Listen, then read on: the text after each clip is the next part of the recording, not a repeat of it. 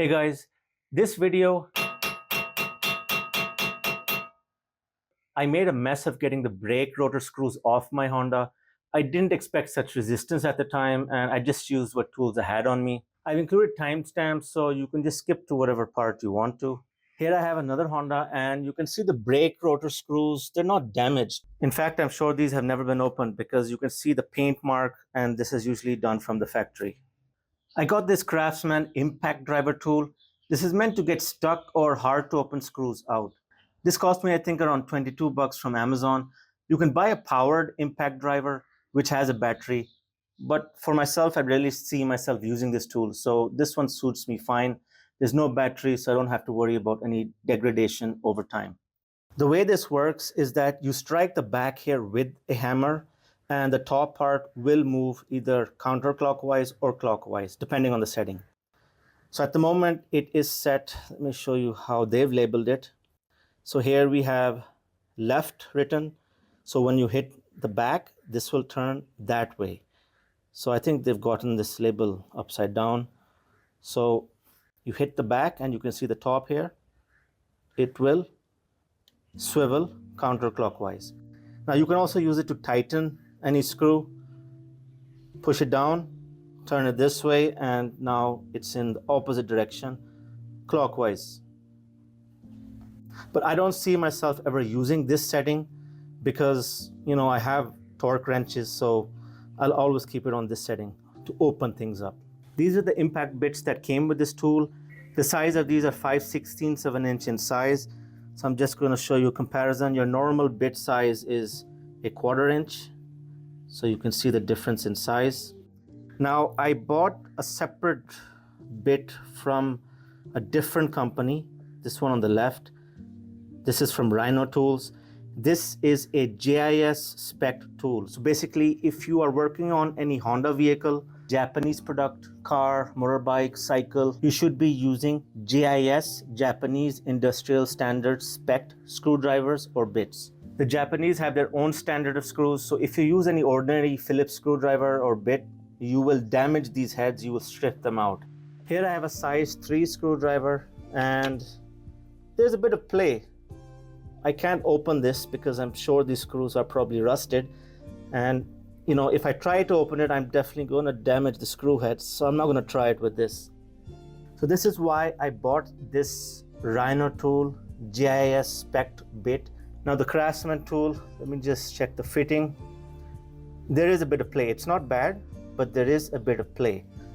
Now the Rhino tool JIS spec, it fits much better. The play is almost minimal, and I'm pretty confident that this will open without damaging the tool. Now I've explained all this before in detail, the difference between Phillips and JIS spec screws or bits. So please do check that out. I will link that at the end of the video. What I like about this tool, it's pretty easy to get these bits in and out. It's not magnetized, but it has enough resistance that it won't fall out. So now time to open this screw. Now the procedure is you push in, you want to keep pressure inward, and because I obviously want to open it, I'm going to twist it counterclockwise. Now I will be hitting it with the hammer.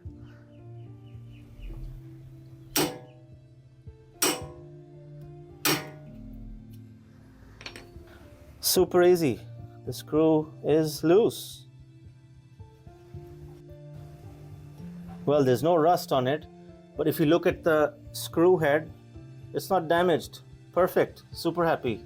Time to get the last screw. There's not a lot of torque on these screws to begin with, but because they do rust, that's what makes it hard to get off. This one seems to have a bit more rust, but I don't see myself having any issues. So again, pushing in and turning it counterclockwise, putting pressure. Let's have a go. Yeah, this one seems to be a bit more stuck.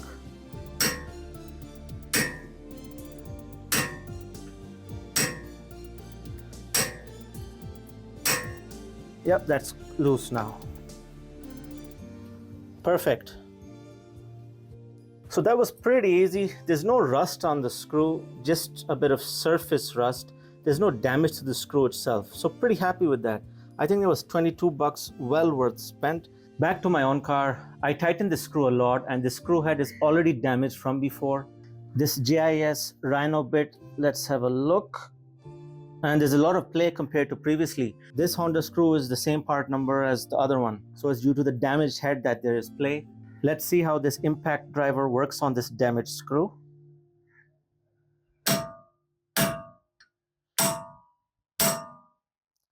Perfect. So if you have a damaged screw head, this will work.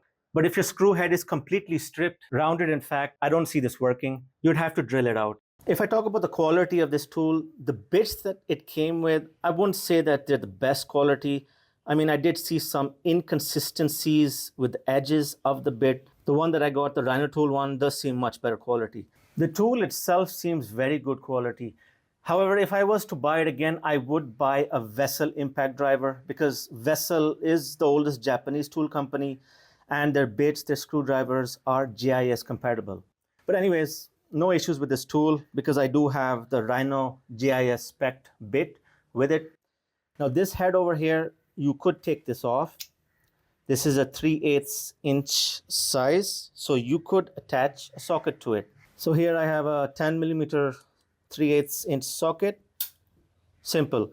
Of course, if you were going to use this to open a bolt, you should be using impact rated sockets. However, I don't really see myself using this for bolts when I could use a breaker bar. The main point of the previous video where I took these screws out and the rotor was to show that you can prevent rust from making these hard to take out, the screw and even the rotor itself.